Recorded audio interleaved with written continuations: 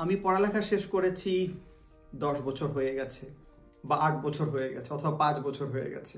এই সময় এসে আমি যদি অ্যাপ্লাই করি কোনো ইউনিভার্সিটিতে, ফরেন ইউনিভার্সিটিতে, আমার ভিসা হওয়ার কোনো সুযোগ আছে? It's a very common question you guys are asking me for last some couple of days.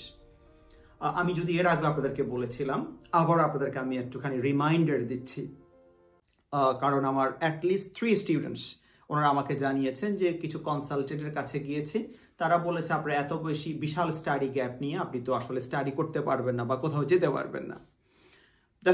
Yep, in a sense that can be, but European countries গুলোর ক্ষেত্রে the scenario is totally different. আমি particularly Nordic countries গুলোর কথা বলছি, Finland, Denmark, Sweden or Norway or Iceland. এই দেশগুলোতে এমন যে ধরুন আপনি মাস্টার্স করেছেন আজ থেকে 8 বছর আগে অথবা 10 বছর আগে, এতে বিন্দু মাত্র কোনো সমস্যা নেই আপনার ফার্দার স্টাডির জন্য। And I am a burning example in that regard. আপনি আমাকে উদাহরণস্বরূপ নিতে পারেন, কারণ আমি আমার মাস্টার্স শেষ করেছি অ্যাটলিস্ট 12 years earlier, প্রায় 12 বছর আগে। তো আমি যদি 12 বছর আগে মাস্টার্সের অ্যাডমিশন শেষ করে বাংলাদেশে এখন এসে আবার মাস্টার্স করতে পারি এই বছর ফিনল্যান্ডে, why aren't you? আপনি কেন? আপনিও পারবেন।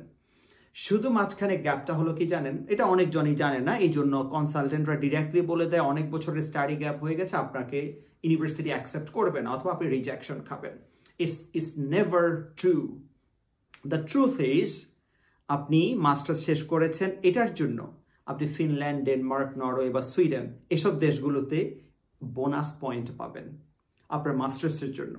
এখানে যদি আপনার মানে আগের একটা মাস্টার্স করা থাকে, আপনি সেই মাস্টার্সের জন্য এক্সট্রা বোনাস পয়েন্ট পাবেন পরবর্তী মাস্টার্সের অ্যাপ্লিকেশনের জন্য। এবং অনেকজনই মনে করেন যে আমার আগের মাস্টার্সটাকে আমি হাইড করব কিনা, প্রশ্নই আসে না। আপনার সব অ্যাচিভমেন্টগুলো আপনি দেখাবেন, আগের মাস্টার্সেরও আপনি অবশ্যই দেখাবেন। এবং এই যে গ্যাপটা ধরুন 10 বছর বা 12 বছর গ্যাপ, এই সময়ের ভিতর আপনি যা করেছেন নিশ্চয়ই আপনি কিছু না কিছু করেছেন, সেটা অবশ্যই সেই কাজটাকে আপনি প্রফেশনালি এবং অফিসিয়ালি একটা জব হিসেবে আপনি চিত্রায়িত করবেন। যে আমার মাস্টার্স শেষ হয়েছে লেটস সে 2012 সালে এবং এখন চলে 2025 সাল, আমি এখন অ্যাপ্লাই করব, এই সময়ের মধ্যে আমি এই জবটা করেছিলাম।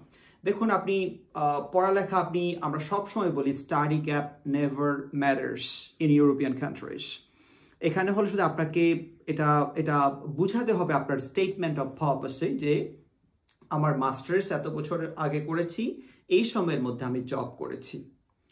সারপ্রাইজিংলি আপনার জবটা যদি আপনার প্রিভিয়াস মাস্টার্স বা প্রিভিয়াস ব্যাচেলরের সাথে সামঞ্জস্য রেখে হয়, আপনি অ্যাডমিশন তো পাবেনই, পাশাপাশি আপনার 100% স্কলারশিপ পাওয়ার পসিবিলিটি অনেক বেশি।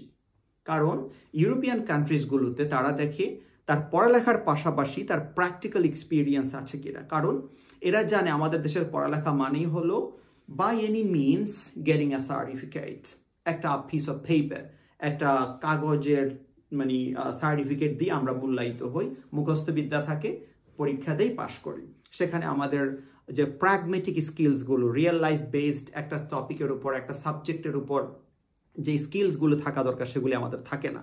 সেগুলি আমরা কখন গেইন করতে পারি? when only we are in professional life. এই জন্য আপনারা প্রফেশনাল লাইফে থাকাটা বরং অ্যাডভান্টেজ হিসেবে নেন। শুধু আপনি এই আপনার যে গ্যাপটা গিয়েছে, এই গ্যাপে আপনি সাবজেক্টের সাথে মিল করে জব করেছেন, এই কথাটা আপনার স্টেটমেন্ট অফ পারপাস অথবা আপনার যে মোটিভেশনাল লেটার সেখানে আপনি এক্সপ্লেইন করবেন। আমি নিশ্চিত আপনি অ্যাডমিশন তো পাবেনই, পাশাপাশি আপনি স্কলারশিপও পাবেন। সুতরাং no more question, no more worries, no more queries যে আমার 10 বছর 20-15 বছরের গ্যাপ, এতে আমি ভিসা পাবো কিনা। The answer is definitely you are going to have the acceptance by university and there's no issue to get the visa from European countries particularly. I hope you got my point. Thank you everybody. See you next time. Bye-bye.